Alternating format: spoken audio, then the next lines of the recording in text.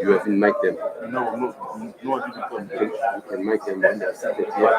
In front of people. Yeah, it's not gonna work now. Okay, I'll allow some time for the mic here. I'll send them there. Okay. Panelists, they're not yet mic'd up. Also, they're supposed to go to the They need sound to desk. go there. I only know the radio. Okay, let me start. I'm gonna Thomas, call. Yeah. where are the panelists? You need all of them. You need them to go to the mic'd up. Yeah. Can you call them? Which I may is that the lady is ready. Yeah.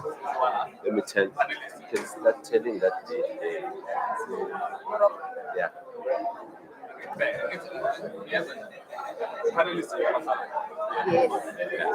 Also, yeah, like Oh, nah. Okay, let me do this.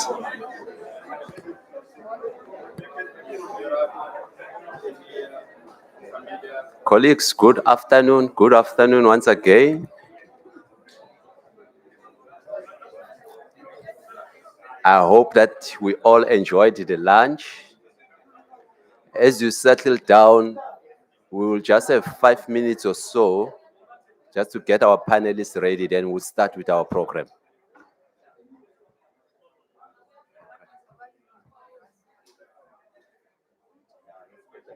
As soon as they are ready, then we'll start.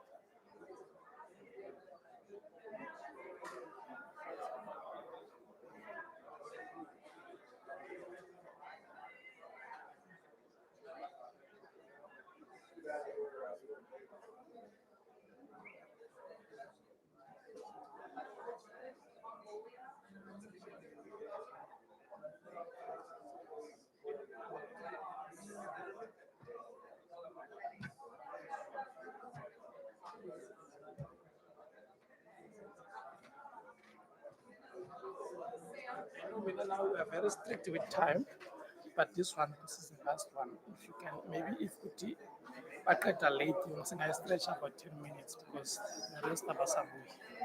But yeah, but I'll leave it in the camera. Sure.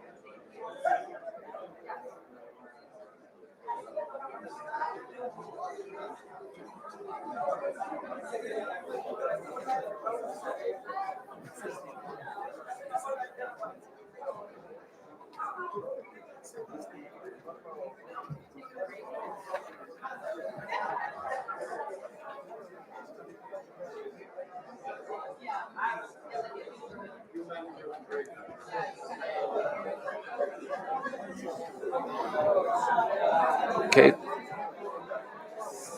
Uh, Colleagues, may I have your attention once again? May I have your attention, please?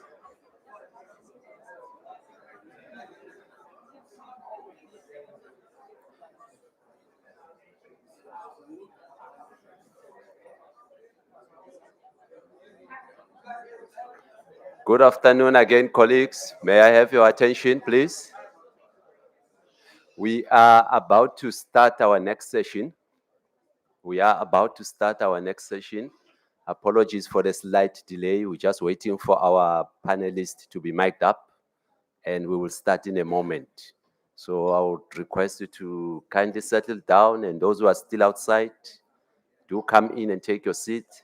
And in a moment, we will resume with our program.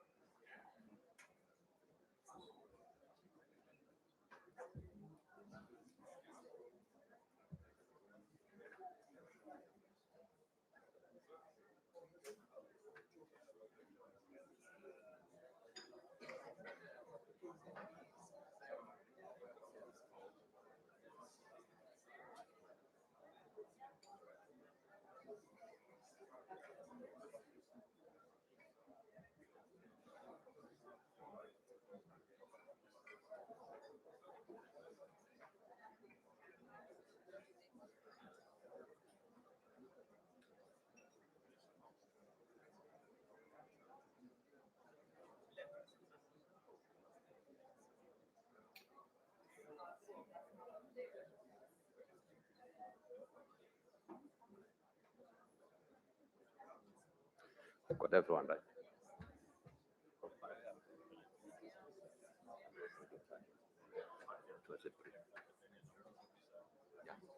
Yeah. Okay, good afternoon once again, and thank you for your patience. I trust that everyone enjoyed lunch, and you still have some energy. It's just the last stretch for the day. So as we resume our program, we are going to have a panel discussion. And as mentioned before the lunch break, the panel is made up of women, but the session is for everyone. So with that being said, I would like to introduce the next panel discussion. The topic is development and enforcement of safety standards and regulations to address cyber attacks against CNS ATM system.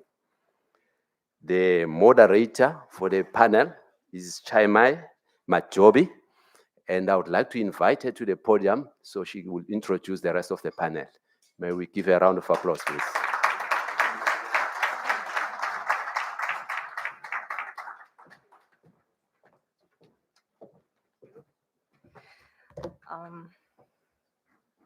So hello, everyone. Good evening.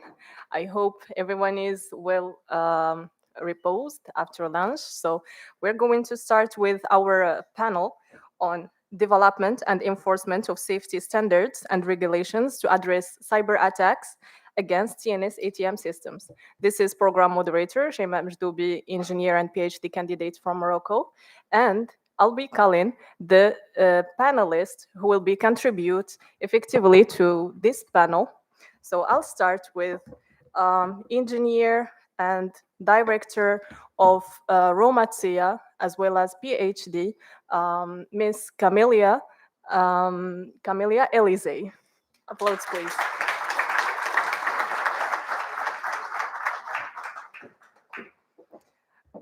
We have also engineer Enya Kukumbu. She's Senior Inspector CNS from Zambia Civil Aviation Authority.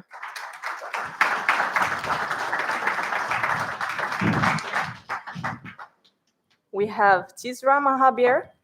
She is Air Navigation Services Safety Manager from Jamaica.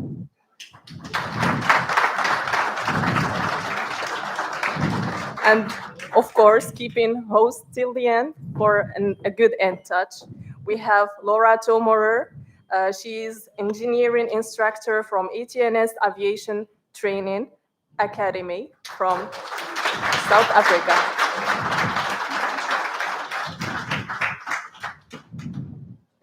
So as we all know, today's issues, as they were discussed by many colleagues, is that we have more tendencies towards the digitalization of CNS ATM systems, which means dealing with big amounts of data, having to process them, having to secure them. So the panelists or the esteemed panelists are going to discuss many points that are related to cybersecurity regulations, especially at the field of CNS ATM, and addressing different gaps that can be in this issue. Allow me, ladies and gentlemen, to start with many raising questions that were actually divided into sections. We can start by policy and regulations. We can start asking questions and asking ourselves, what are the current limitations in existing safety standards regarding cybersecurity threats to CNS ATM systems? So this point, I think I will be referring it to Lorato to start giving us our vision on this matter for the limitations of cybersecurity that actually threaten our CNS ATM systems for now. Good afternoon, everyone. Good afternoon. Like she said, my name is Larato Mohore from the ATA, aka the host of 2025. Ma'am, that's a good question that you have asked. And before I start, I'd like to firstly address that in aviation, one of the core things that we do is safety, right? One of the things that we are selling in aviation is safety. And within that safety, we are governed by regulations and policies that are there. And regarding cybersecurity, as us in the aviation space, we are actually seeking to be in the digitalized world. Before, we were not in the digitalized space, but now as the technology is evolving, we are now going into the digitalized world. So, because we are seeking to be in that space, we should be having policies and regulation that guides us into that digitalized space as well. We should only, the current regulation, most of it right now, it addresses the legacy equipments that we have. But right now, as we are seeking to be in the digitalized, we should be having policies that address what's happening in the digitalized. How do we guide ourselves? What's the standards of the digitalized world? What's the regulations that we as aviation will follow? Why is that? Because when we go to the digitalized world, we are opening ourselves as aviation, aviation organization to cyber attacks. So we need to come up with regulations on how do we mitigate, how do we minimize that. So currently our policies are not yet in that standard. One of the limitations that we have is that our policies are not yet in that standard. So we should be upgrading that. Once we go to the digitalized, we should be having safety measures that governs us. Thank you so much. Thank you. Thank you very much, dear Lorato, for highlighting important points about the necessity of cybersecurity and the necessity of coming up with good level of development concerning policies and regulatories.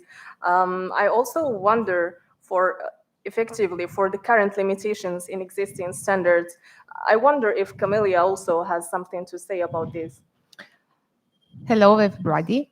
Right now, in our CNS ATM infrastructure, we are creating layers of protection around the legacy systems.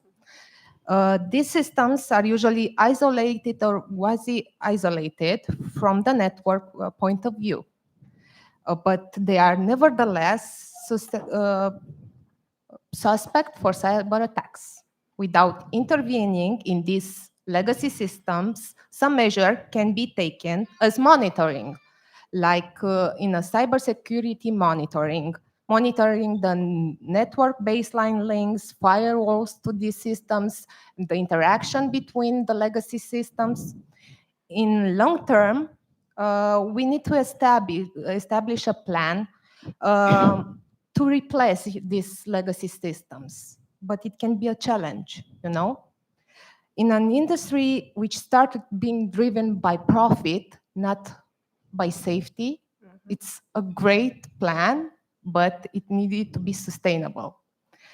But never forget that AppSec mission is to assure integrity and continuity of these systems. Thank you. Yeah, that is true.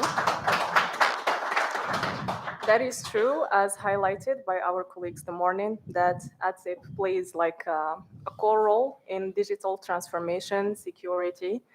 I would also like to ask a question that anyone can have it on mind. So how can international regulatory bodies collaborate to create harmonized framework or harmonized cybersecurity framework? I'd also like to see, first of all, like the point of view of Mrs. Tizra about this, Tirza. And also, I want to highlight the fact that we are in a community of exchange, not only like having direct questions, but we are collaborating together to make a good discussion of this matter, as our colleagues were doing in the morning. So, Ms. Tizra, what do you think about? Or how can international regulatory bodies collaborate to create harmonized cybersecurity frameworks? Oh, thank you, Shema, Thank you. for that question. It's fitting of that question to come after that first one, and I'm going to support Loretta in her points when she said that it starts from the policymakers. In response to how international bodies can assist in this area, it starts from ICAO, the regulator, developing those standards and recommended practices. We've seen it earlier today where it's incorporated in Annex 17, but I would say look at the different annexes, perhaps maybe Annex 19, it could be adopted there as well. It's also collaborating with various stakeholders. I see represented here, there was ICAO, there is CANSO, there are other training organizations that we can collaborate with, also providing a platform where shared ideas, of course, taking into consideration safety data and how safety data should be handled with care. It's an agreement among states how we're dealing with cybersecurity and using those best practices and shared ideas across the industry. So Thank thank you.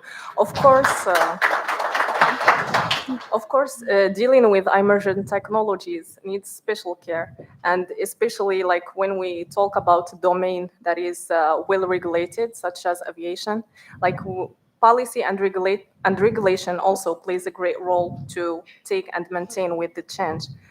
For this purpose, I would like to refer one last question to Ms. Enya on how can regulators ensure compliance and accountability without overburdening operators with cost and rigid mandates. Okay. Sorry, I need to clear my throat. A lot of things to say.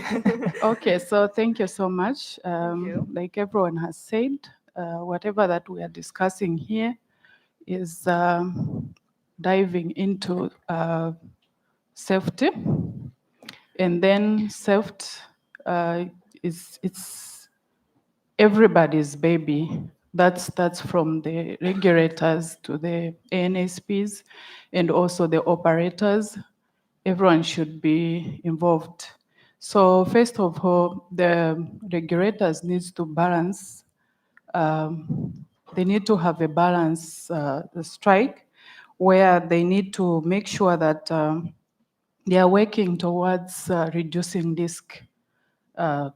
They don't need to increase risk in over putting regulations. So now they need to draw up guiding principles with objectives. What do they want to achieve? And once they do that, they will see that they are collaborating.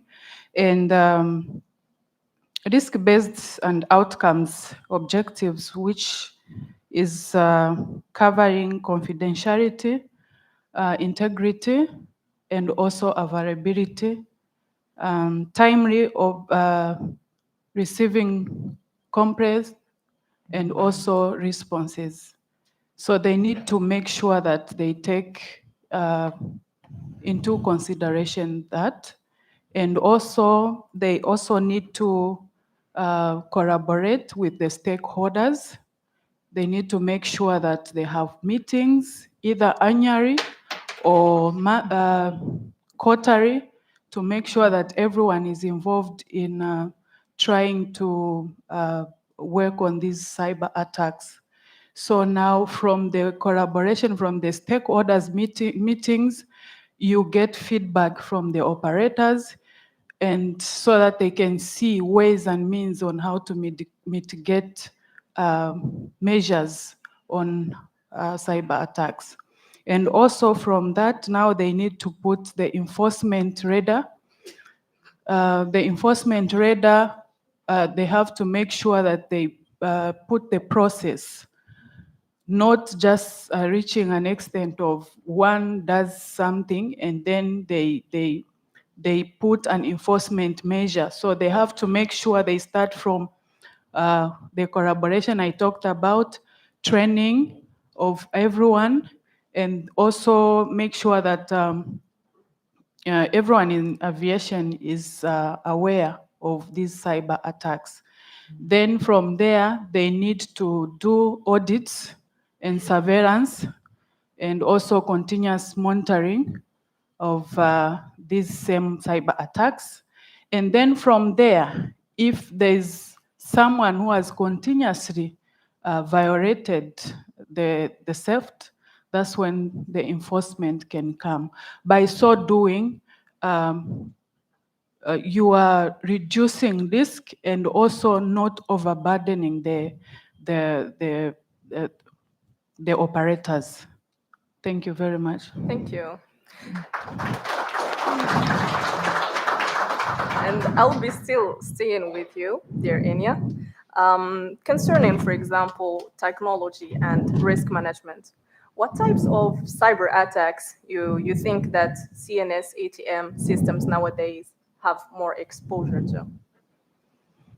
Okay, so thank you very much. You know, CNS ATM attract their targets where cyber attacks are concerned. The system, CNS ATM system, is vulnerable these days.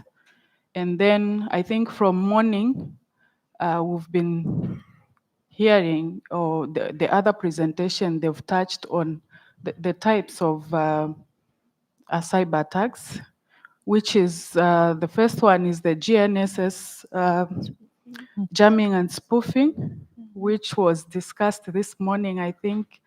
Yeah, so that one, it's focused on the navigation integrity risk, and it describes the position and timing used by navigation and surveillance. And then we also have unauthorized access of advanced persistent threats.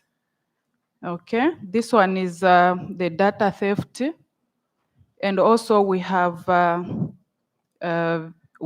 data link communication manipulation, and also we heard about the previous presentation was on radio frequency spectrum. So our radio frequencies also, they are attacked. So there's an interference when it comes to cyber attack. Unless there's someone who can add some more. Thank Well, you. yes. I would like to add to Yeah. Anya's identification of risk to say that we also have internal risk. Employees can be risk to the organization. Yeah. You can have controls in place, such as restrictive access controls, Mm. to help mitigate those kind of risks that exist. Login times to say when and where and who will have access to these equipment. So that would also assist with those things, because most of our systems are actually offline and not online. So we have to look as well internally, do testing that require with the supplier to ensure that whatever we're getting, it is not vulnerable or susceptible to hacking. So have a continuous ethical hacking going on. And that's what I wanted to add. Yeah. Yeah. That's good. Talking of internal attacks, actually, research have shown that one of the most or major types of attacks are internal. Internal. Thank you for highlighting the point. Also, for types of attacks are really valid that were mentioned by Ms. Enya. So now I will stay with you, Tisra. I have a question on how can cybersecurity be integrated into a unified risk management approach? Okay, thank you for that question Thank you. again. So I spoke earlier about IQ Annex 19 safety management systems. Um, I believe that uh, cybersecurity attack does have a place in Annex 19 under safety risk management pillar. This could be incorporated in some CNS hazard logs, identifying critical hazard and assessing them using a unified risk matrix from the operational level that would now feed into the overall organization enterprise risk. If the organization has an enterprise risk management, that feeds into their corporate plan and strategy with risk appetites and tolerance and targets and so on. So I do believe that it does have a place, and that's where I believe it would be. So I also wonder which emerging technologies, for example, when we talk about quantum encryption, blockchain, or any other technology, I'll leave space for freedom because each one discusses the things from their own perspective. So which one of which emerging technologies show the most promise for strengthening CNS ATM cybersecurity, and how ready are they for deployment? Maybe I would like to ask Lorato if she has any feedback about or any current vision for what technologies offer good benefits for CNS ATM nowadays. Okay, thank you for that. Thank you. I think, or like the Gen Z say, I'd put my money on your AI. The reason why I'm saying AI now than any other that's there is that right now, currently in the world, we do have computerized air traffic management that other countries are using, whether it's computerized printing strips that gives information in real time. We do have that. China is also evolving in the technology AI space. So I think it would be the one that I would go to. For example, if you take your AI information in the air traffic management space that are there and you incorporate it with your ATCs, your air traffic controllers. So if you take your AI and your air traffic controllers, what you have is a airspace that's there that is more efficient than ever, that gives better accuracy than ever, that's there. So even in the morning, we learned that we're not trying to phase out the humans by putting AI. But when we have AI and we have also your air traffic controllers that's there, we get a more safer and more accurate airspace. When we take it to the ATSEPs in our side, we can use AI for monitoring. What does that mean? It means that your AI can detect problems, can detect faults, and solve them before you even see them. if they cannot solve them, they can alert the operator to say, listen, this is what is happening. Do you click this so that we can start fixing the fault? Your AI can do that if we incorporate it in your AT or our systems as technologists that's there. Another thing, for another example, I am a technician, so I've worked with the CNS as well. So, for example, a typical example is if you take an AI and you put it in a radar that's there, some of the benefits that you're gonna get there is that when you do that, you can eliminate the possibilities of having false targets and stuff. So it gives us an efficient and a better air traffic control management that's there. So that's why I'm saying AI can actually assist us. When we put it with technicians, when we put it with air traffic controllers, we get better and more accurate air traffic management and airspace. So thank you, Chair. Thank you.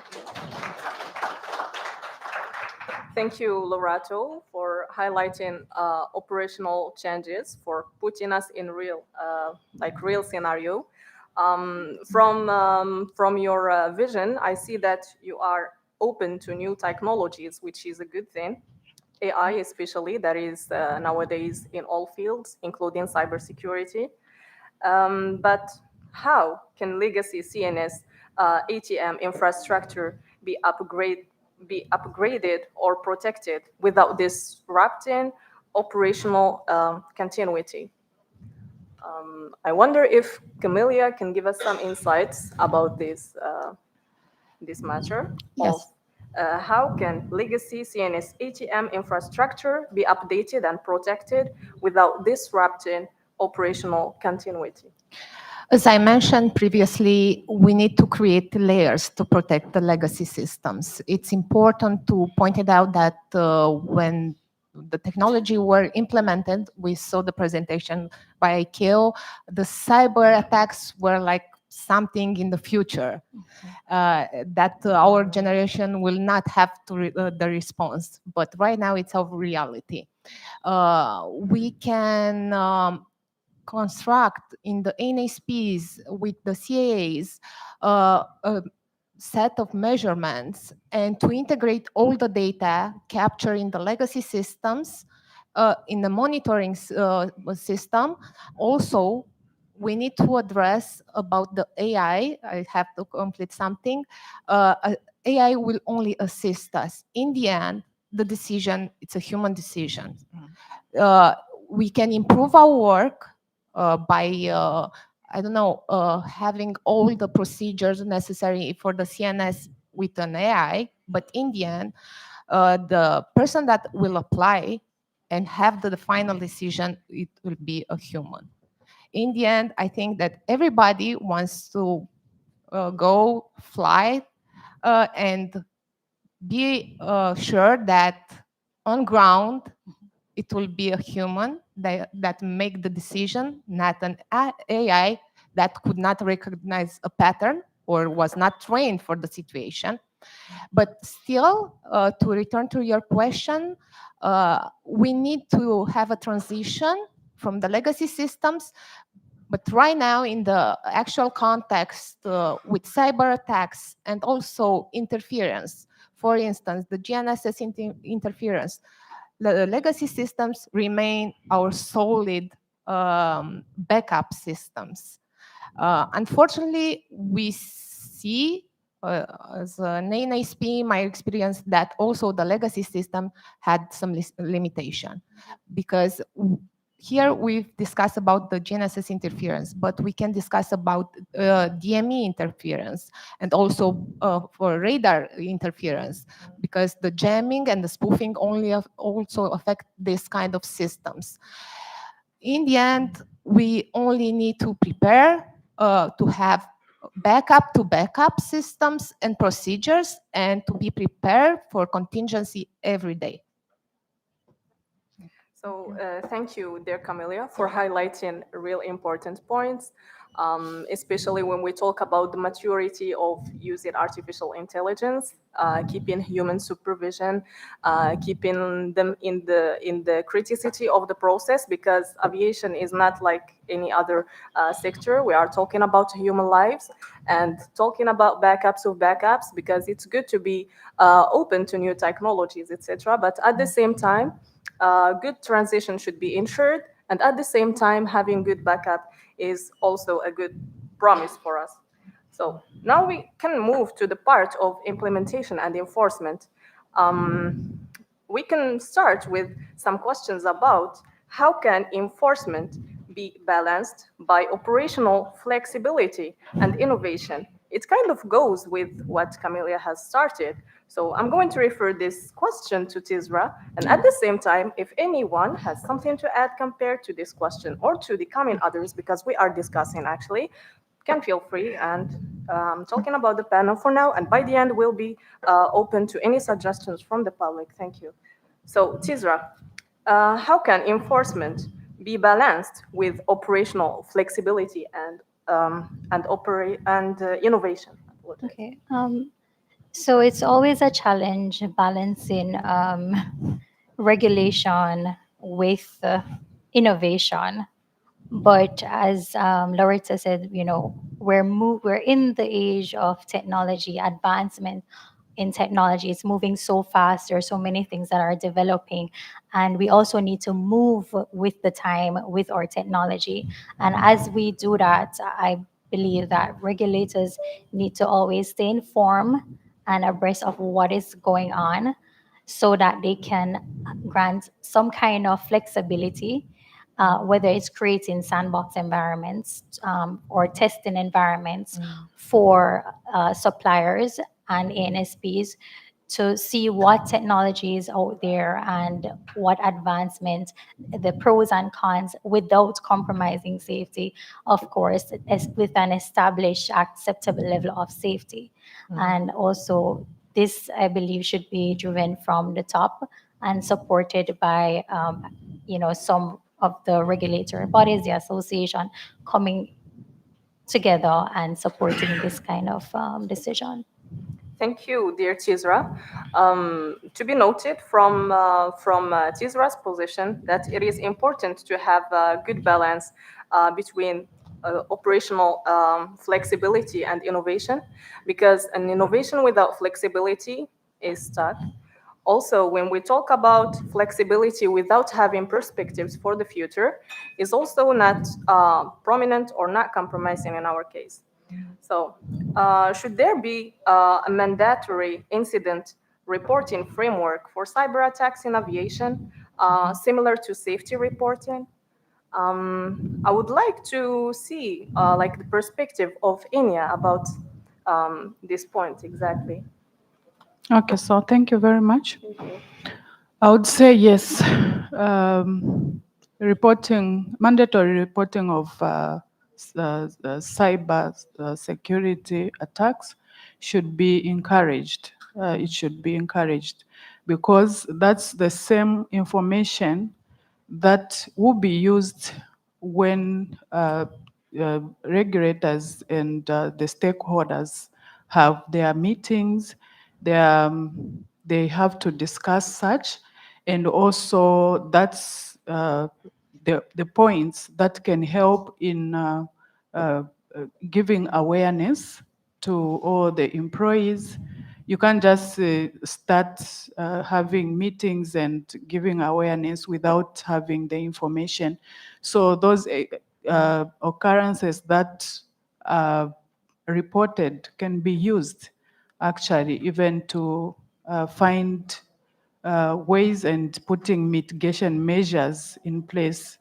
And also it's that same reported incidences can be used even to put data in SMS and SSPs. We know she talked about Annex 19.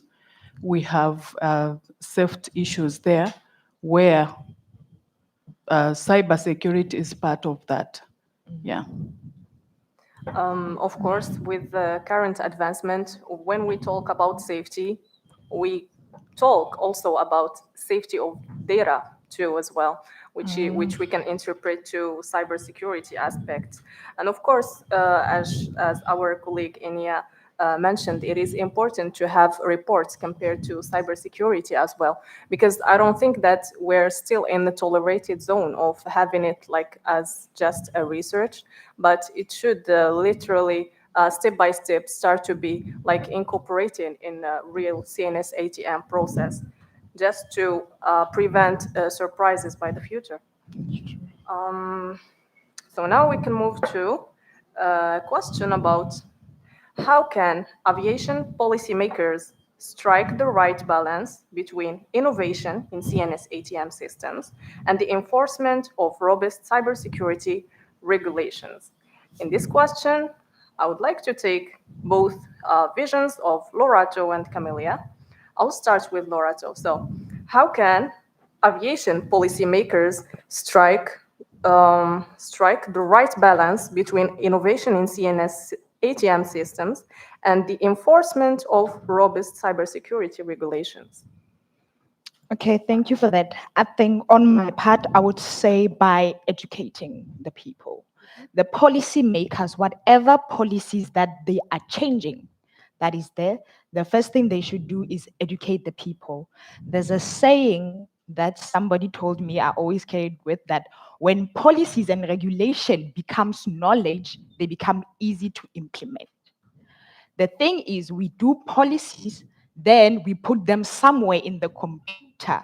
Then we tell the people, go to this computer and read this policy. So we never ever take the time to create workshops where we impart this regulation as knowledge so that it can be imparted on the people, because it's easy to implement something that you know, not something that they gave you a directory somewhere and say, go read it. So the innovators, whatever they innovate, once they have the knowledge of what the policy says, they can innovate whatever they're innovating with the regulations in mind. It doesn't help for somebody to innovate something in aviation but not following the standards. But we had to start first by enforcing the policies to become knowledge. How is that going to happen? Through workshops, that's there, through conferences that deal specifically with them educating us on the policy, not just leaving it and not be sure that did we read it or not. Because some of the people, you'll read policy when the policy makers are coming around, right? That's how you like, yeah, CAA is coming. Yeah, you have to. So it shouldn't be like that. When it's knowledge, then it's easy to implement. When we're talking about policy about safety, when the innovators come and they know policies of safety, they can innovate according to that standard of safety. For example, us as companies, as different companies, when we know what is our safety standards, when we go to the contractors and request some kind of equipment that is there, they shouldn't be telling us about safety. We should be telling them about safety, right? So I think we should also get to the culture of us making it knowledge this safety, so that when we go wherever we go, whatever they say they're presenting, for example, we recently, one of our equipment, I will not mention which one, we went from Linux to Windows. That's it, right? So what we didn't do, we were so happy about having this equipment as Windows. Why? Windows is easy, right? It's easy to navigate, it's nice. But what about the safety aspect of it? Do we know what does it say? It ties down also to the policies and regulations. What does it say? Do we have a regulation that says our equipment should only be on this operating system because of its safety aspects and so on? So I'd like to leave it at there before I continue even further. Thank you, Chair. I'd like also to That's see- a good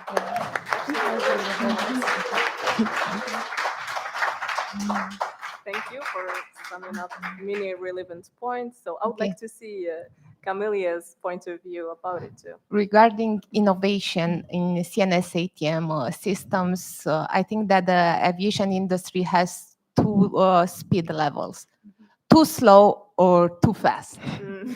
And we are in the era of too fast. That's true.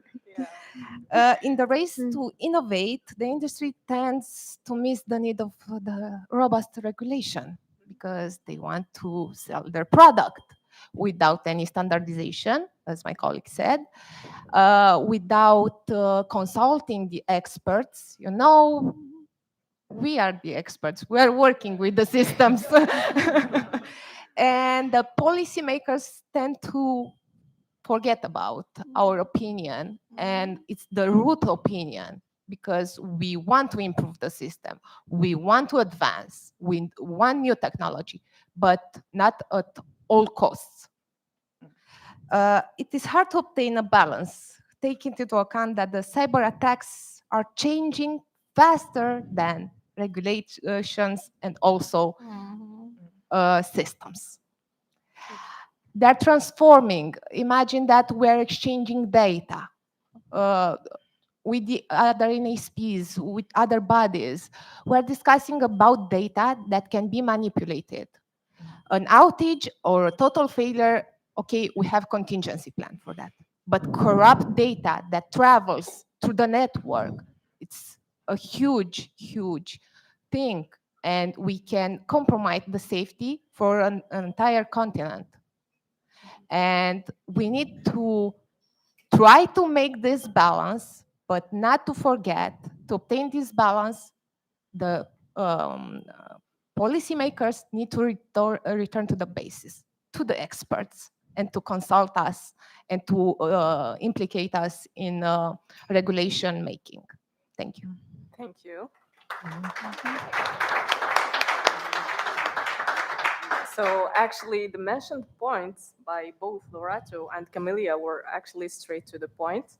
When we talk about having ATSEP part of or having an opinion about policies, or turning policies into knowledge, because everyone, I would say, in our field especially, should be aware of many policies, of security standards, etc. So it is important to have a sensibilization first, and to know, like, the knowledge we have, or the basics we should deploy, which is the knowledge. So regulatories should switch into knowledge, and at the same time be collaborated with different stakeholders or directly concerned people, or persons, especially when we talk about 80 INSP's experts. So now we are going to see another perspective of the matter from the side of incident response and resilience. In this case, I would also stay with Tizra and Camelia to see, or to see and to explore with them what role should ATSEPs and other technical personnel play in detecting and responding to cyber incidents. So, what do you think? I would start with Tizra. So, what roles should ATSEP and other technical personnel play in detecting and responding to cyber incidents? Thank you for the question, Thank you. Chemo. Well, ATSEP play a critical role in detecting and also responding to cybersecurity, because you would be the first responders, and in order to empower you to understand and know how to handle breaches effectively and efficiently, there should be a framework for training and shared knowledge, such as companies sending ATSEP to conferences related to not just cybersecurity, but technology, emerging technologies, and also that would incorporate into design and specification whenever there is new equipment to be procured. So I believe that in training ATSEP to be part of the response team, they'll be more equipped to be the first responders to these sorts of things. Thank you. Thank Thank you, you. Tisra. Now, I would see if Camelia also has something to say about the role that should ATSEP and other technical personnel play in detecting and responding to cyber incidents.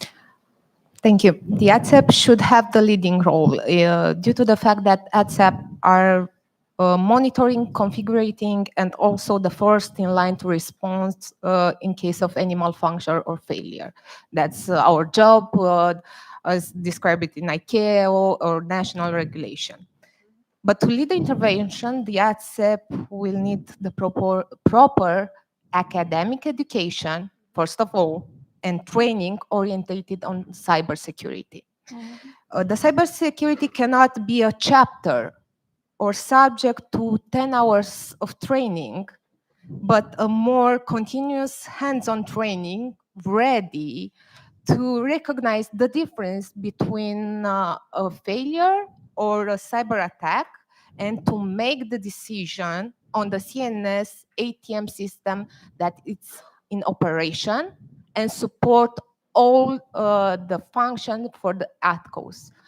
As I saw last year at the Air Navigation Conference, one of the papers was about recognizing cyber attacks, and the proposed was that the ATCOs will need to identify the cyber attack, which was funny for us.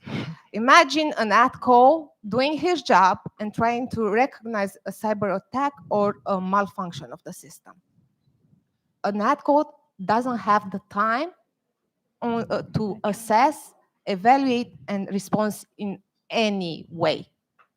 Also for us as ATSEP will be a challenge to just assess the thing and just to decide if it's a malfunction of the system or a cyber attack and how we'll treat this, because we have a short time to react.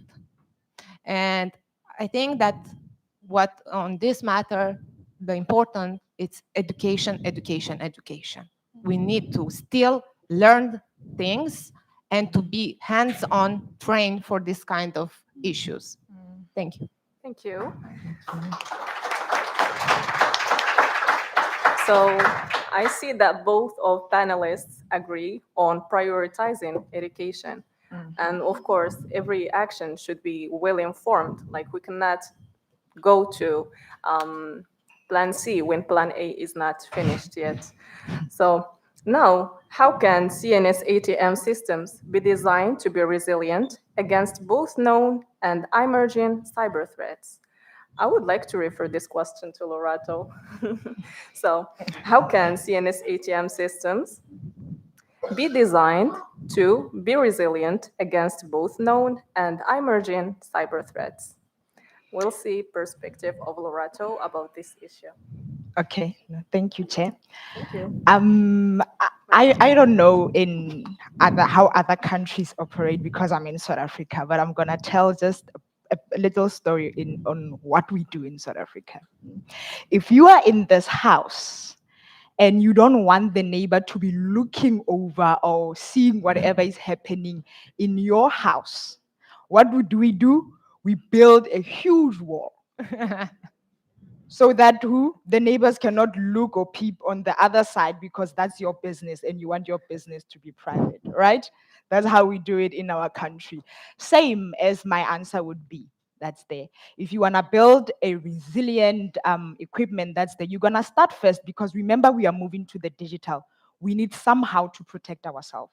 The first thing I would recommend, I would say we should do is what? Build a firewall, a strong wall, right? A strong security to what? To at least try to not get the cyber attackers to attack us so easy. That's the first step that I will take. That's the second step that I would take to protect actually the CNS equipment that's there. I know this will sound technical, but is to have separate networks on the equipment. My company network and the equipment network shouldn't be in any way meeting somewhere. Why is that? Because if I lose the company laptop, it should be the company's problem. It shouldn't be a CNS problem, right? It's easy that way. If somebody inside internal decides that, you know what, I am going to start hacking or doing cyber attacking the company that's there, CNS should actually still be intact. Oh, I think this is falling. Okay, we're good. Thank you. So that's how I would take it. I would take it as separate things. Whoever doesn't have any business being in CNS shouldn't be at that network. That's how you build a resilient CNS equipment. We must try by all means to protect CNS.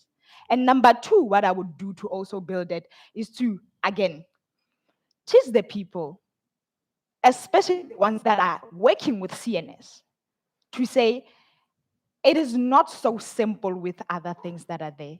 If you're taking a picture with CNS equipment, that information at that time might mean nothing to you, but might mean someone, might mean something to somebody who's trying to attack you, right?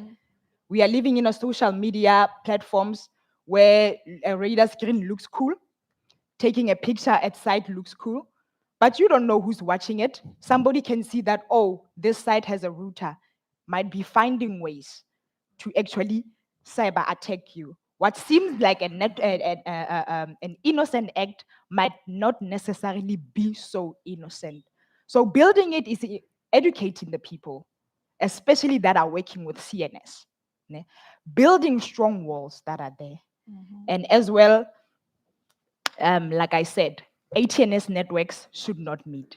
My company network is my company network. The CNS network is the CNS network. That's where we could start, according to me. Thank you. And to complete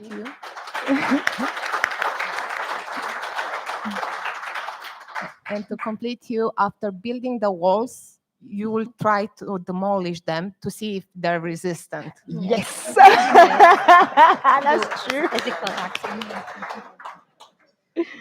So thank you, Lorato and Camelia, about giving us insights on how to keep or to enhance security in CNS ATM systems by choosing to solidly protect yourself before thinking of other perspectives. So yeah, I think it is important to build the solid walls, as you mentioned, separating between different collaborators. When we talk about company, when we talk about ENSP, etc., especially talking about network to avoid like widespread network attacks. Though there are more things to be added, but it's the main. I mean, the main part of the vision is being aware of what we have and how can we provide security solutions for every part we are dealing with. Here we can move to what enforcement mechanisms, for example, audits, penalties, or certification process, are most important in ensuring cybersecurity resilience in CNS ATM systems. I would like to address this question to Enya, engineer Enya, to know her perspective concerning the enforcement mechanisms that are most effective ensuring cybersecurity resilience in CNS ATM systems. Okay, so thank you so much for that question. Like I mentioned earlier on, enforcement, you just don't go there and then abruptly and start giving enforcement. So this starts with steps. There's a process, okay? So as regulators, there's always the process that starts with certification, and we know what is involved in certification. It starts from documentation. We are talking of adding cyber attacks issues in documentation. It starts with ICAO, then the proposals, whatever that has been proposed and sent to states. They put in their comments. They there's that process of adopting whatever is needed to be amended in the document. So we start with documentation, both from regulators and also from the operators. And then from there, next is maybe physical inspection of what is there. And then from the physical inspection, you are able to see what is on the ground, because you can't just do remote without doing the physical one. And then from there, you have the maybe follow-up inspections where you have, if you noticed something and you want to know how it was resolved, or maybe you have been involved in resolving whatever that was found, and then you make the follow-up inspection. We also have mandatory the reporting of such attacks whenever it happens, so that that can be added.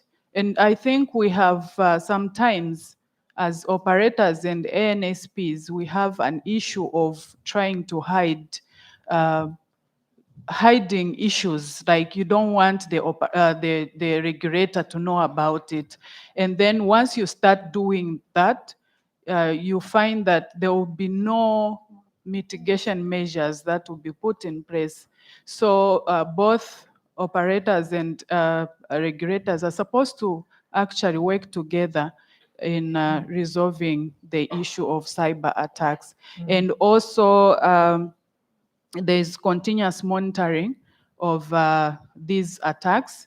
You continue, it's not once off and you forget until you wait for another audit or another certification for you to see what is on the ground. You have to continue. We continue by doing sometimes impromptu inspections, sometimes a follow-up. It can help in making sure that the attacks are addressed.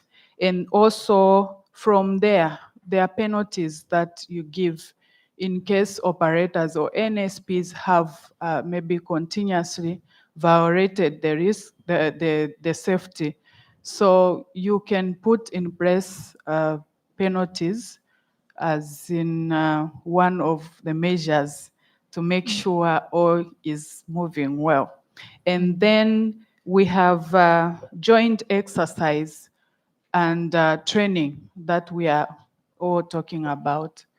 So people should be taken through, people should be educated, and also when there's a new system that is being purchased, both regulators and operators are supposed to work together. I know when there's an equipment that is being purchased in the country, CAs are involved even at the point of purchasing. From the word go, they are supposed to be involved to make sure that they are also doing their part. The ANSPs are doing their part, the CA are doing their part in making sure that even when the equipment is installed, we are all sure that what we have installed is safe from the cyber attacks. Yeah, thank you. Thank you. Thank you, Inia. You were talking and I was noticing that we were slowly, little by little, it's like putting a framework, I would say, to the framework of addressing cybersecurity while keeping up with regulatories. I can state like main points that were mentioned per each of you. And at the same time, I would like to have like if there are any missing points or like adds to in order to sum up with this part. So I think that our panelists have spoken about, first of all, having enough knowledge. It's like having policies into knowledge. There was the point of collaboration between different stakeholders, ANSPs, CAA, at making, like, I think it should be from A to the last part. Why? Because they should go together. to not have this mismatch that was mentioned, having to double speeded into different orientations. So there is the idea of knowledge. There is the idea of training people, having investing in potential for ANSPs and having them included in the decision making and opening spaces for innovation, for research, for like having space for seeing from both sides the feasibility per each. Regardless the security standards that were mentioned, for example, making different networks, etc., per each. So I wonder if I missed any points that we could like to add to conclude the incident response and resilience part. Also, there was an issue of insider threats. That's true, and that's the importance of having good competencies, of having continuous trainings, having sensibilization for all. I say for all NSPs or CNS ATM contributors to not have like the parentheses of having some attacks that were that the source was internal.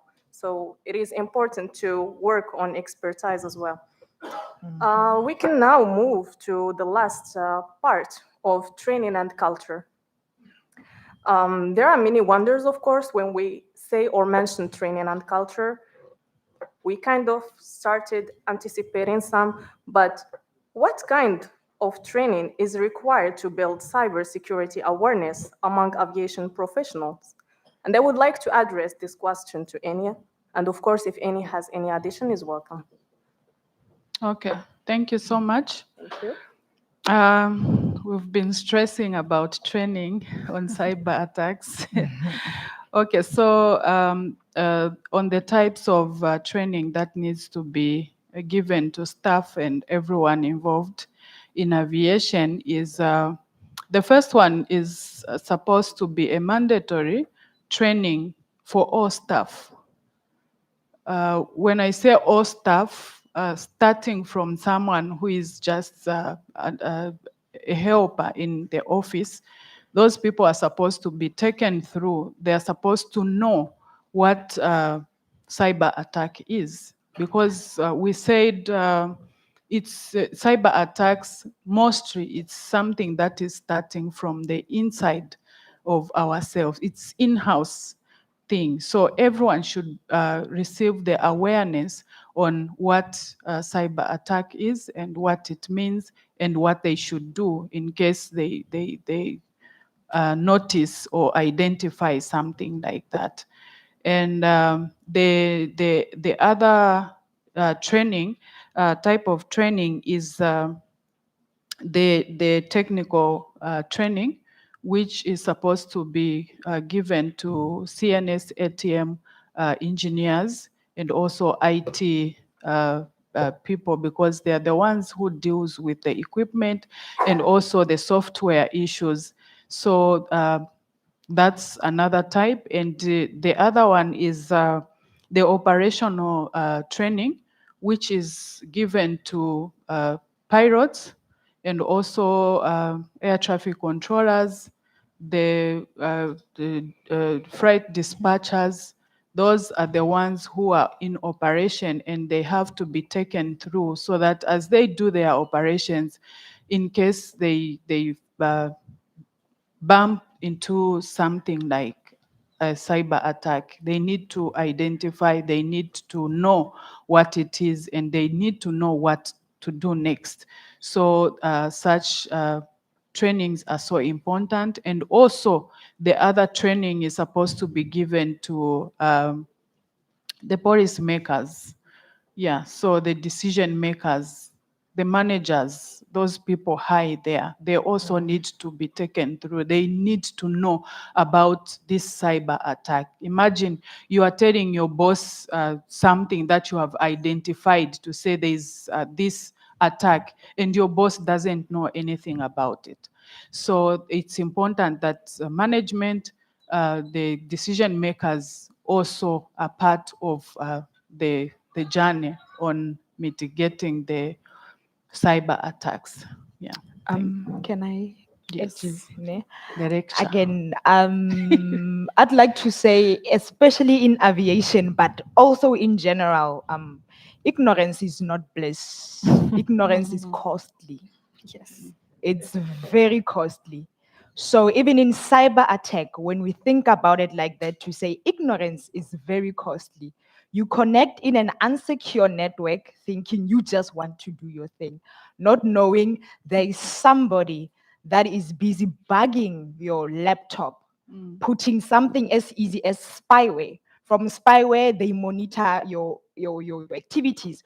From your activities, they monitor your emails. In your emails, you busy sharing critical information about aviation. Then from your aviation, they have passwords. They have all these things. Why? From there, then they can easily intercept our organization.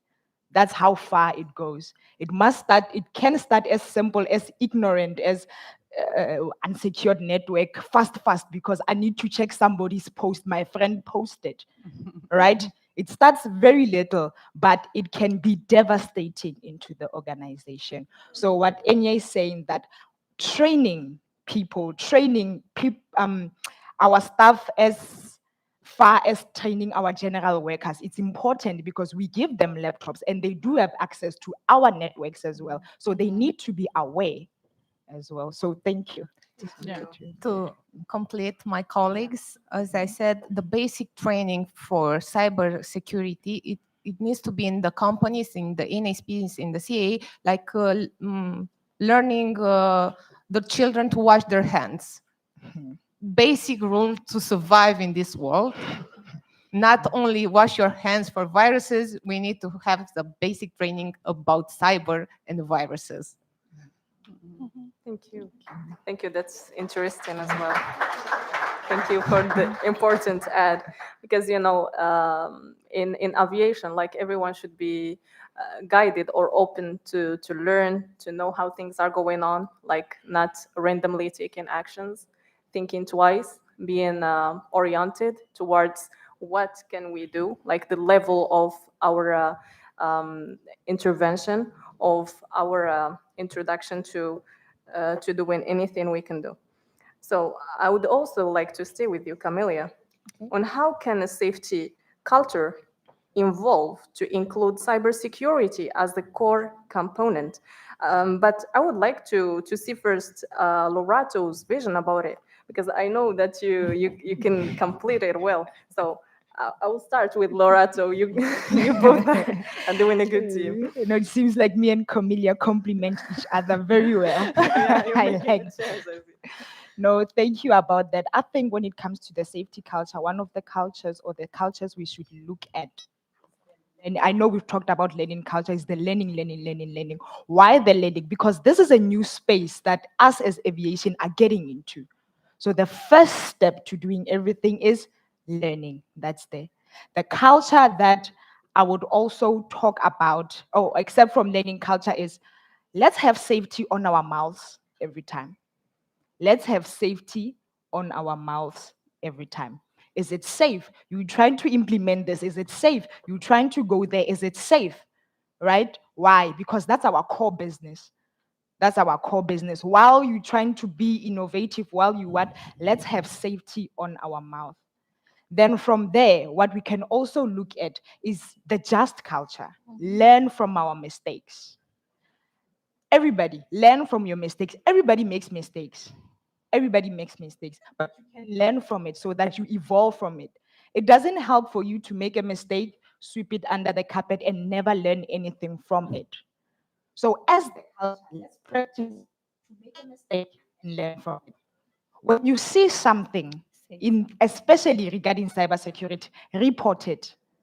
The reporting culture must also come into play because it might help us. Some of the things are not meant to be swept under the carpet the way Enya said. Report it, let's see how we can mitigate that. Why? So that we can create resilient operational equipment. So thank you. Thank you.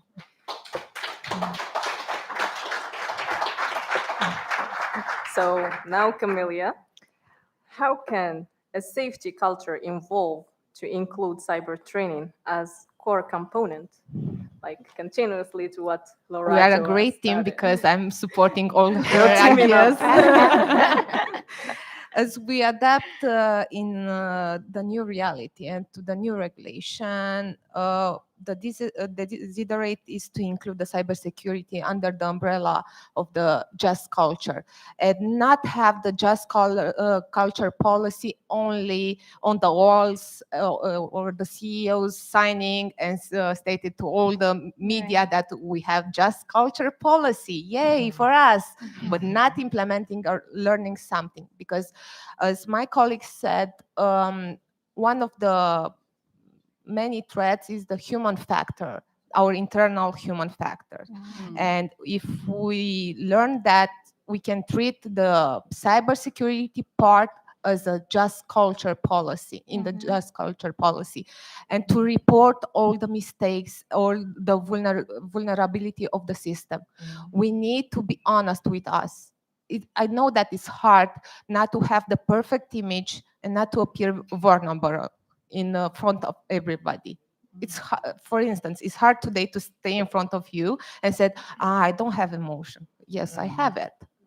The same thing need to be transposed to our day by day work as an ADCEP. If we are doing mistake, we need to report them and we need to learn something from them. And implementing the cybersecurity part in all the safety assessments and as a core in the just culture policy will also improve all the regulation and all the things that are treating the subject as a whole in the industry. Yeah, that's really interesting point. Because indeed, a culture shouldn't just be culture, but should have an emphasis to turning into a reality, because reality is not waiting for securing cybersecurity or so, because there are evolving threats that are going on the other sense. It is true that it needs a mature way of thinking, of knowing how can one deploy its competencies, its collaborations to work optimally in order to address or try to be leveling up with technology level, especially with the emerging technologies that Lorato have started talking about, including AI. So now I would like to move to Tizra. How do we measure whether staff truly understand and apply cybersecurity practices? Oh, thank you for that question, Thank you. Shema. Welcome. Now, how do we measure how staff, if they truly understand and they're implementing these security practices? We'll have to look into establishing a baseline. And it can be difficult and more academic as well to measure behavior.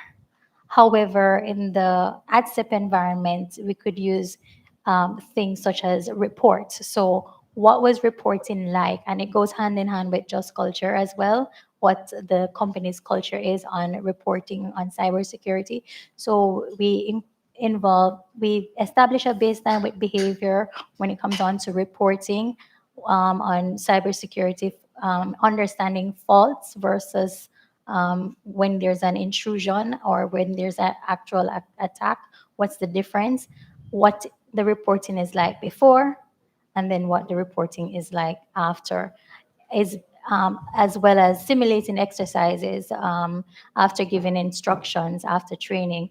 Are employees still, accessing information or sharing password, or how do they handle cyber attack before training and after training? So it's all about establishing a baseline, and we can use some academic models out there like the Kirkpatrick model that is good for these type of things for measuring knowledge and how knowledge was before and after, how behavior was before and after, and then we can use bar charts to see if it has improved or it's the same.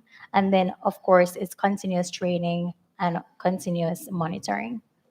Thank you. Sorry.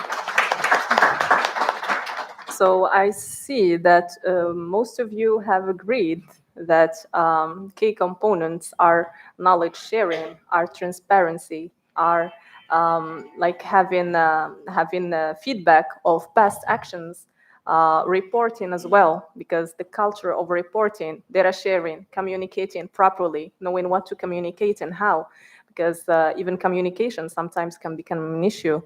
So I would like to, now this question is open to any, I mean, for the panelists, if they want to take it. Otherwise, they have already stated components for it, and we can just sum up with it and pass to conclusions to take if there is any addition from the public. So how should the responsibilities for cybersecurity decisions be allocated across executive, operational, and technical team? Based on what you've said, I could see that each one has their limit, or each one has their perspective of doing the thing, because cybersecurity is having different teams or different stakeholders working together, which means that each one have the local responsibility based to the tasks they are providing. ANSPs compared to ANSP processes. When we talk about, for example, companies, as she said, it's compared to their part. You already talked about making separation between who does what. So having a clean or a clear way on how things go can facilitate the responsibility procedure in order to carry on with the transparency. And of course, the main goal is common, is taking together aviation forward. That's it.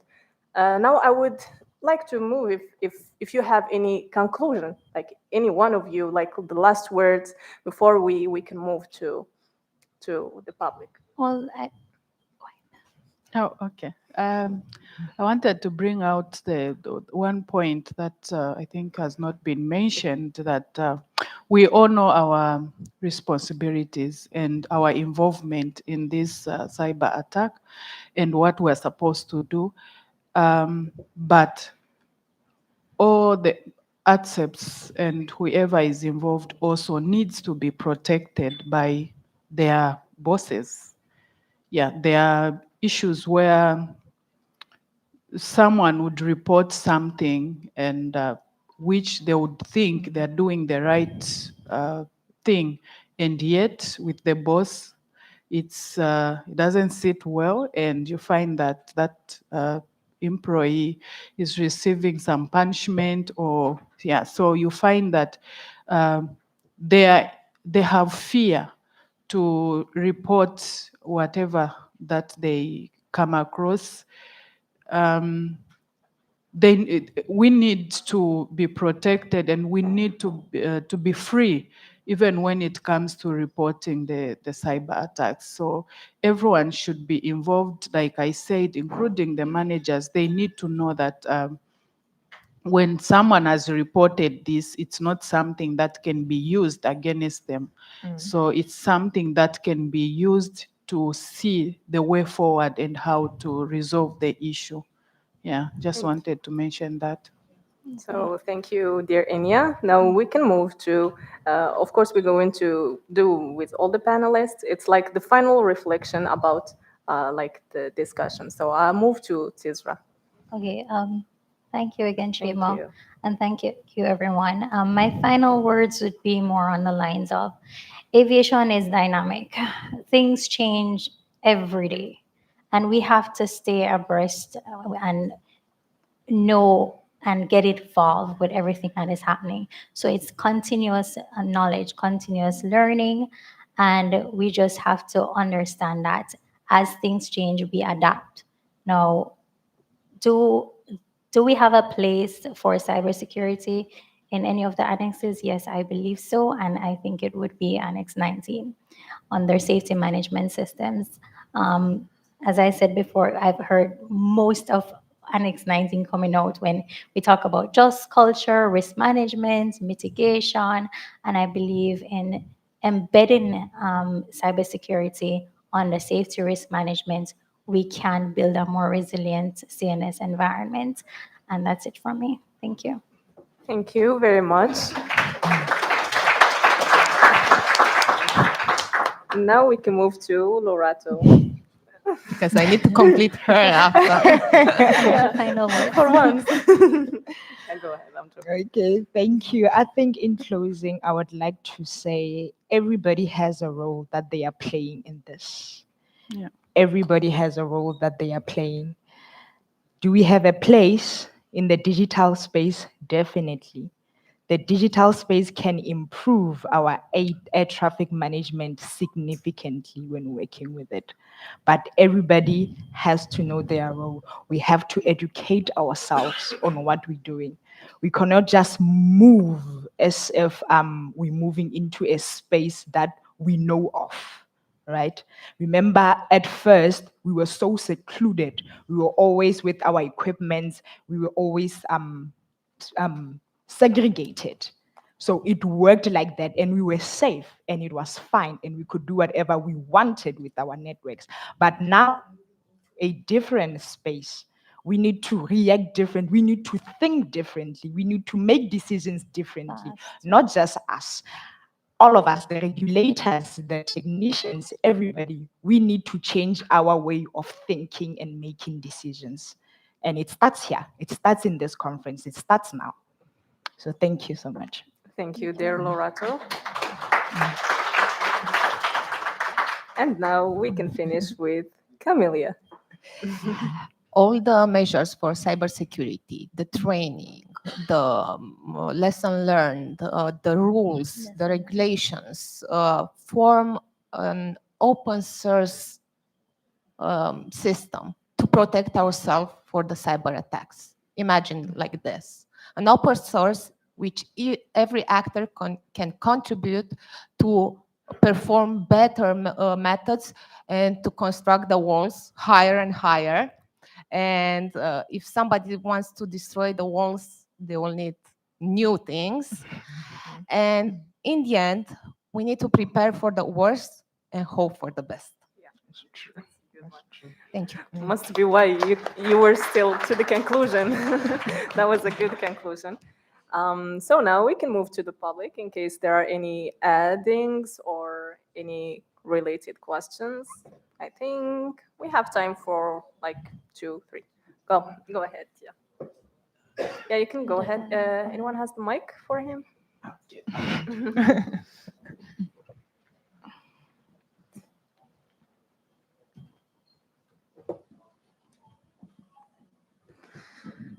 Thanks. I just wanted to thank the panelists for the contributions and the facilitator for taking us through the steps that we need to think about. So I think you've created a template for our organizations across the board. Out with that. I owe that because there's something special about the panel, which is important for cybersecurity. We live in a dangerous world that is a man's world, and for the panel to be led by women, very important for cybersecurity.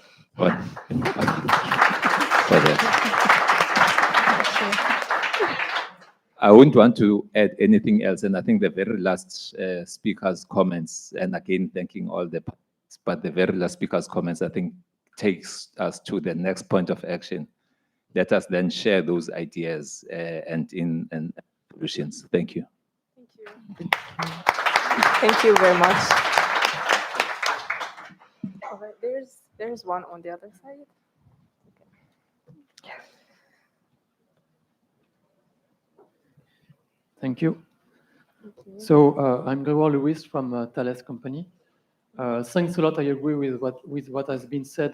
This panel was great, and that's great having people from different entities sharing the cybersecurity promotion, I would say, and you did it very well. My question is about you mentioned responsibilities. You did not mention the manufacturer, the provider of the equipment, like Thales, for example.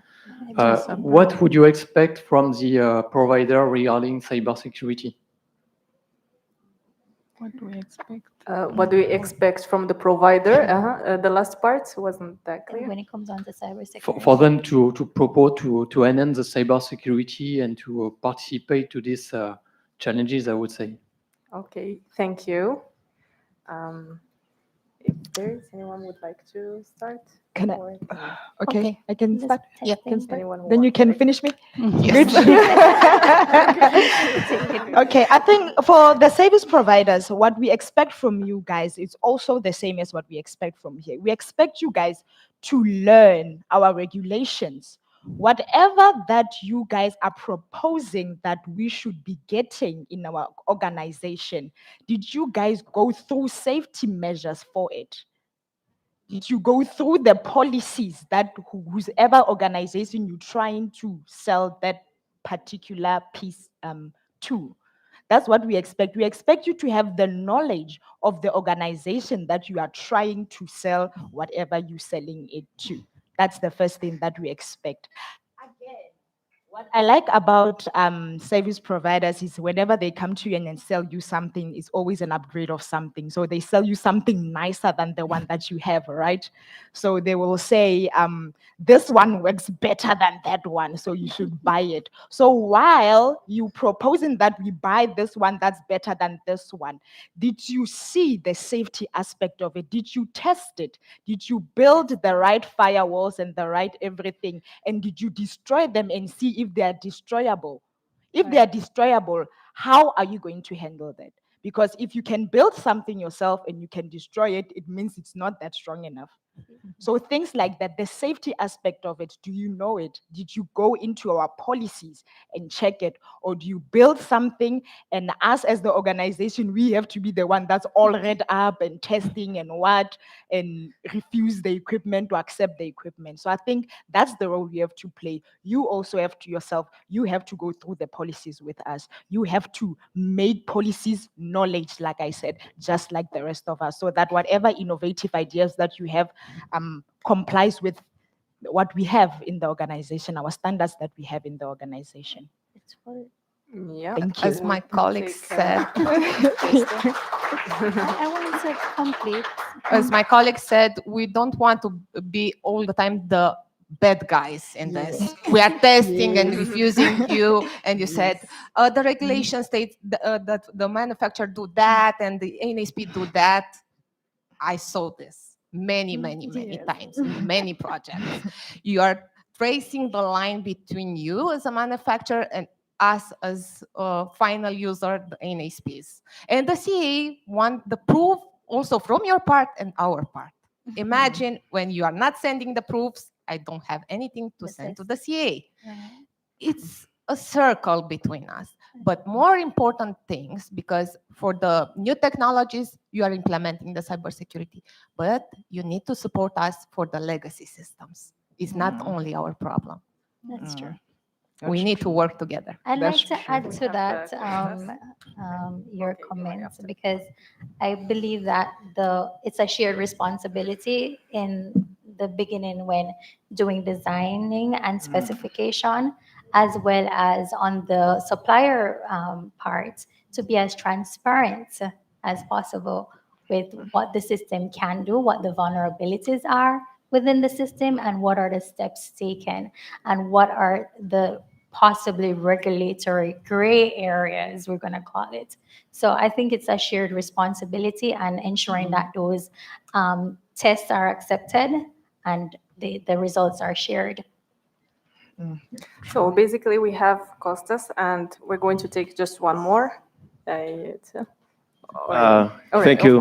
I will try to raise, let's say, some concerns and some expectations we have from the manufacturers. First of all, we have to see the new generation of ATSE professionals in a completely different environment, and I'm talking about the integrated ATSE working position. And what we expect from the manufacturers is to equip this ATSE working position with their software tools that will give a hand to the ATSE in this new complexity that really will be a value for us and will show all the threats, if it's a threat or if it's a fault, a technical fault. And these practical issues have to be adopted. I know some vendors, they already have proceeded in this, and now the ATSEP has this huge picture in front of him, not confusing him, but just identify any compromises, any technical faults. This is what we expect from the manufacturers. Thank you very much. And now we can move to our dear Teresa. She can give us an insightful. Hello, thank you. Thank you. I want to use this opportunity to commend the panelists and the present moderator for the work, well done on cybersecurity. You really handled it very, very well. That brings me to another topic, which when you were discussing, you talked about just culture, which is a good way of mitigating cybersecurity, because part of about 80% of some of these cyber securities is based on human error. That brings me back to just culture. So if we can, imbibe just culture in our organizations, I think I will have about 70% way of resolving the cyber security. Like you said, rightfully said, whatever you're doing, if I'm reporting, will I be punished? Will I be accused of destroying the equipment or whatever? So, but if you have just culture, which does not blame you for anything, which look at things as not intentional, they look at errors as human errors, which can be addressed easily. So with that in mind, I think the issue of cyber security will be curbed slightly. Thank you very much. Thank you very much. That was really interesting.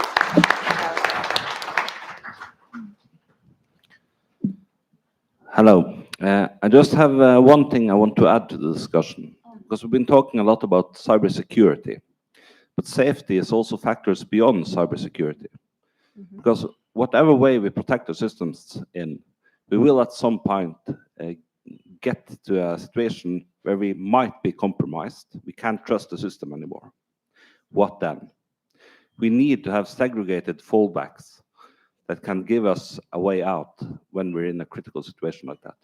I just want to underline the importance of that, because it's often forgotten in the discussion of cybersecurity. Yeah, thank you. We also have a question over there, and we'll compose them. You too. Sorry. I think we'll compose an answer for the last three questions. Test 1, 2. Oh, it works. Hi. Hi. Yes. You're good. I would like to ask the panelists, as a person, guys, have you seen real life cyber security attacks in your site, at your stations? Give us some examples. So far, I think I can answer you in, I've not seen a real life on my company. Good. But I've read and was following up on the story when Windows was down because of the blue screen and all that. The cost that most of the airports incurred, most of the flights were delayed. Everything was just a mess when Windows went down. So as much as it hasn't happened here in my company, but I have followed up when Windows went down and it was chaotic. Most airport flights were down. Nobody can go anywhere. So I think that's my answer to you, Dr. Samai. As to answer to your question, I'm seeing every day around 350 attacks to our NSP. They are trying to attack our operating network through the administrative ones. But until now, we didn't have any issue, and we the system responded to the attack and denied access. But We saw an increased number of attacks in the past 3 years. Unfortunately, we are in a region, my country, Romania. It's near to the war, and imagine that it's important thing for them to try to penetrate our network, operational network, because we are near a conflict zone, but they are trying through the administrative ones. I'm seeing the reports every day. I was waken up by my colleagues 3 a.m. in the morning when it was a massive attack. I went to work, we stabilized the network, and until this moment, we didn't have an attack on the operational network. Thank you. Thank you, Camelia. Now, actually, we're running out of time. We'll take like the 2 questions and we'll provide, there is another one? Look, we're going to take all the questions, right? And we'll give a response to all at once, all right? And it's gonna be the last one because we're out of time.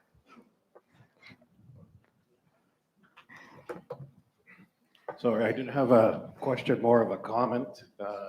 If you'll let me speak there. Okay. I guess to the gentleman from the Thales company there, something that manufacturing can do, because I'm more about specifics, the detail there. We look things for ISO 27001 or IEC 62443. These are cybersecurity frameworks there. But the other comment I wanted to make too, as far as cyber threat outages, you have to have a real operational element. One particular example I'll give you is the telcos that seek to operate there. They quickly know when their network is compromised, and that's something should be emulated, and I believe ATSEP should be leading that way. Thank you. Thank you. Now we can move to the other 2 questions, and we'll provide a short answer for that is for everyone. Yeah. Thank you. Thank you very much. My name is Joseph. Nice to meet you. Do I need to stand up? As you like, you don't have to. Yeah, thank you very much. It's a panel of ladies in red. Thank you. Sorry, I don't know if you didn't get the main one. But yeah, for me, I think we have had a discussion about a very important topic, especially when it comes to cybersecurity. But I think we need now to look more into, we have had a lot of discussion on, we need to do this, but the next question should be, how should we do this? And that's the question that I bring forward to you, because we talk about, we need to have a strong wall, we need to have a firewall. Tell us what the firewall is. Maybe we need to do risk management, because risk management is important, but a lot of us here don't have ways of how do we track our risks within the organization. So what frameworks do we have in place to be able to tackle such things? We now need to look at it more of a practical way.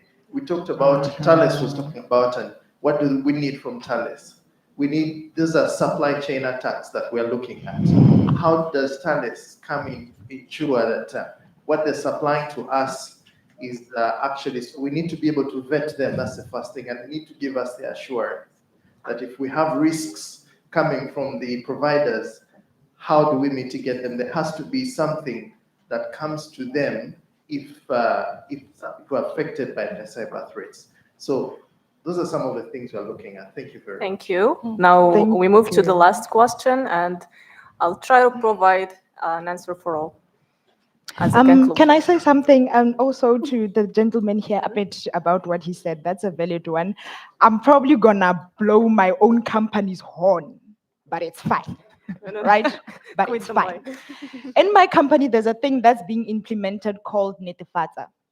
That's a step to educating people about cybersecurity in terms of the how. So already in the company, we have this monthly educational things that they will come to your email and they will remind you until you do it. But as a company, we have taken a step at least to start educating everyone that has an email, everyone that's in ATNS about the awareness of cybersecurity. So the how, I just wanted to bring that part as well, and also blow my own company's horn. Thank you. Thank you. We have the last question, and we're going to structure all answers as conclusion.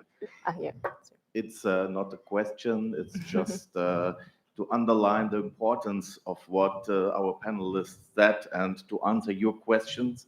My name is Thomas, I'm from Germany, the biggest ANSP in Europe, one of the biggest, and we were hacked 2 times. Our company network was hacked 2 times. Thanks God, no operational equipment was affected, but we had a sleeping intruder, and he was just reading and browsing our files, etc., etc.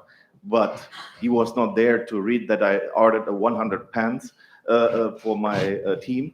He was there to scan and scratch important information, and then taking it outside and use it against us at the right moment. This means a cyber attack is not always at the moment critical. It can be weeks, months, years until you recognize you are, really big trouble. And that's why cybersecurity is very important, not only on operational equipment as well as in company networks. Thank you. Thank you very much. That was insightful. So to conclude about the panel, I'll try to resume main points that were suggested by the end. So talking about responsibility segregation, we talk about segregation, yes, that's true. But we also talk about collaborating and knowing what the other person is doing to effectively detect objectives, as mentioned and highlighted by Lorato, so that we know what ATSEPs need, how can we answer their needs, and also how can work be optimal and not having to add more complexity to the CNS already. Also there was a question about cyber threats. Of course they happen, and I don't think that there's gonna be I don't think that they're gonna be shared.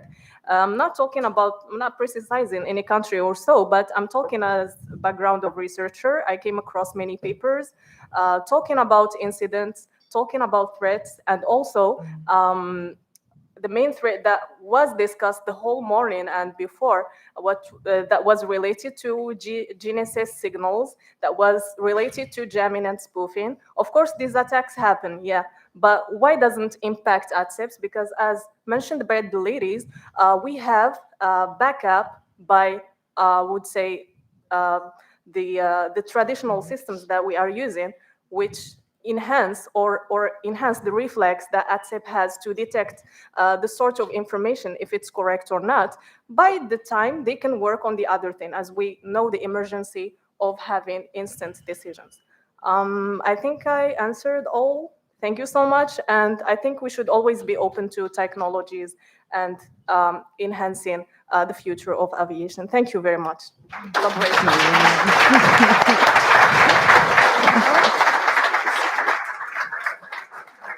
Thank you. Thank you so much to the panel. May I ask you not to leave, please? Please, please. You've been such a lovely panel to us. You cannot just leave like that. Once again, ladies and gentlemen, a round of applause, please, for this lovely panel.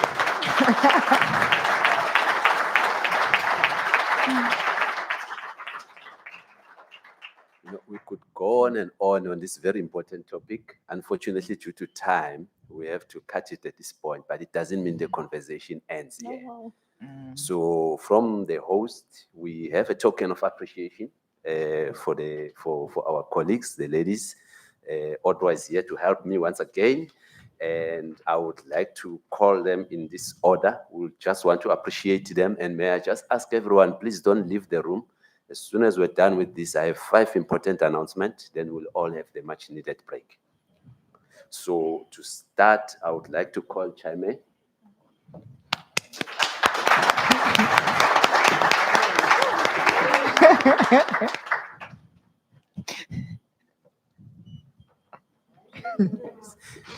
And please don't leave again. Don't leave. We would also love to have a group photo. then we will have engineer Enya.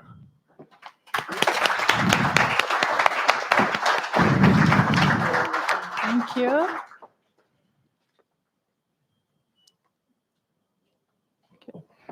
Thank you. And then Tiza.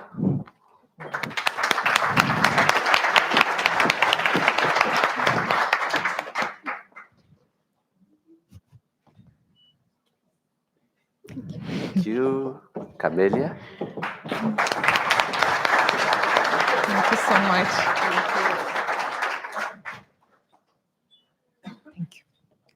And last but not least, Lerato. Yeah, we can gather hands. Okay, thank you. Now, lastly, I would like to ask Jaime and the panel if you can all stand and pose for a group photograph. Pose with your bag. They want- With your bags. With the bags. Bag. Want the bag. Okay.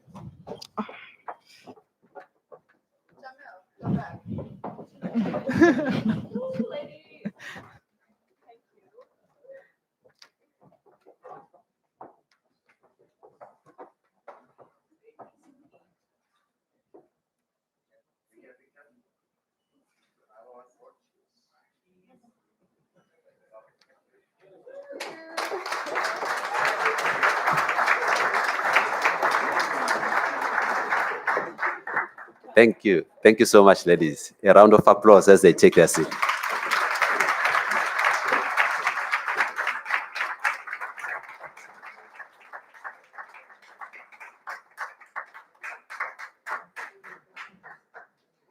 Now, ladies and gentlemen, we've come almost to the end of the day for some of you, and for some, just one last session. So as I've said, just these 5 important announcements, please just bear with me because some of them, they relate to what is happening this afternoon as well as tomorrow. So let me start with, right now, we're going to have a coffee break. We are a bit 20 minutes of our time. So I would like to suggest the next session on the agenda was scheduled to start at 1600. We'll start with it at 1620.